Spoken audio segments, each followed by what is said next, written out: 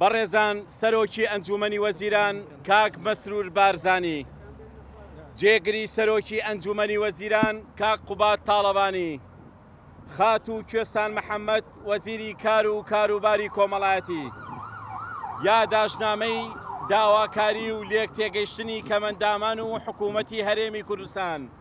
سڵاوێکی گەرم هەمومان دەزانین لە دوای پێکهێنانی کابینەی نۆهەم حکوومەتی هەرێمی کوردستان هیوا و ئاسۆیەکی ڕوونی خستەنێ و خەڵکی کوردستان بەگشتی کەمەندامانی کوردستان، بە تایبەتی کەمەندامانی کوردستان کە هەمومان چاومان لەسەر ئەو کارنامەیە کە جەنابی کاک مەسرور بارزانی خوێندیەوە، بە تایبەت لە بڕگەی نۆی کارنامەکەدا باز لە خزمەت و کارکردن دەکا بۆ خاوەن پێداویستە تایبەتیەکان.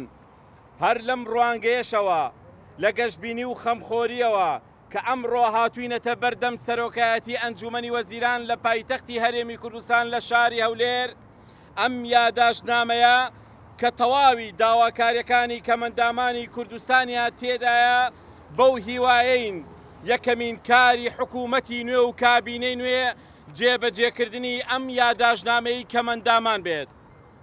خاڵە زۆر گرنگەکانی یاداشنامەکە: یەکەم، بینینی هەرسێ بەڕێزان سەرۆکی حکوومەت و جێگری سەرۆکی حکوومەت و وەزیری کار و کاروباری کۆمەڵایەتی بە زووترین کات وەک نوێنەری کەمەندامان تا لە نزیکەوە خۆمان کێشە و ئاو و ناڵە و داخوازیەکانی کەمەندامانی پێڕابگەێنین. دووهەم، زیاتر لە 150 ڕۆژە بە بیانووی تاوانەبوونی لیژنە پزیشکەکان موچەی هەزاران کەمەندام لە هەر چوار شار و شارۆچەکانی کوردستان ڕاگیراوە. داواکارین ئەو ڕێنماییە بە زووترین کات هەڵبوەشێتەوە و ئەو 150 ڕۆژە ببێتە مژدەیەک بۆیان و موچەکانیان بۆ بگەڕێتەوە لە کاتێکدا کە ئەمڕۆ موچەی کەمەندامان دابەش دەکرێ، دیسان هەزاران کەمەندام موچەکانیان ڕاگیراوە. سێهەم، گێڕانەوەی سەرجەم موچە پاشەکەوت کراوەکان و موچە فەوتاوەکانی چەند ساڵی قەیرانی دارایی کە ئاهێکی قوڵە لە ناخی کەمەنداماندا.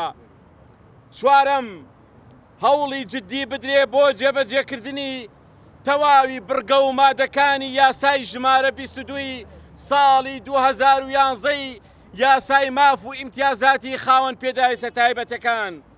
پێنجەم، دابینکردنی ئامێرە یارمەتیدەرەکان کە چەند ساڵە وەزارەتی کار و وەزارەتی تەندروستی نەیتوانیوە کورسی کەمەندامی و دارشق و کورسی تەوالێت دابینکە لە ئێستادا سەدان کەمەندام پێویستیان پێێتی. لە کۆتاییدا دەڵێن بەهۆی قەیرانی داراییەوە زۆرمان نەهامەتی چەشت، زۆر برسی کراین، زۆر سوکایەتیمان پێکرا، زۆر پشتگوێ خراین.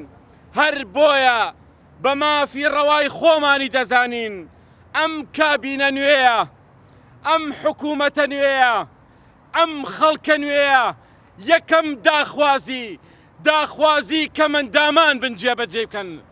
داخوازیەکانمان داخوازی 100,000 کەمەندامە، داخوازی مناڵی شەلل دەماغە، داخواسی پیر و پەکەوتەیە، داخواسی ئەو گەنجانەیە کە لەم 4 ساڵەدا هیچ خۆشیێکیان نەبینی.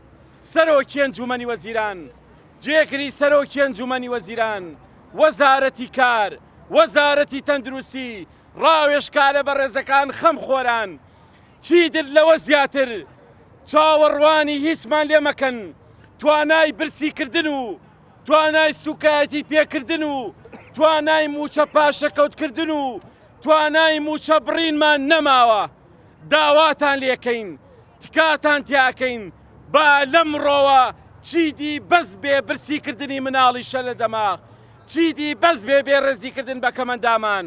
ئێستاش دەڕۆین بەرەو دەرگای ئەنجومەنی وەزیران ئەم یاداشنامەیە پێشکەش دەکەین. بەخێراتنی ئەو بەڕێزانە بکەین یەکێتی کەمەندامان کە هاتوونەتە ئێرە، ئێمە بەڵێنیان پێدەدەین کە تەواوی یاداشتەکانیان بگەینینە سەرۆکایەتی ئەنجومەن کە لە 5 خاڵ پێکاتووە بەدڵنیایەوە ئەوەی کە پێویست بێ کاری لەسەر بکرێن، بەدڵنیایەوە بۆ سەرۆکایەتی حکوومەت ئینشاءالله دەگات.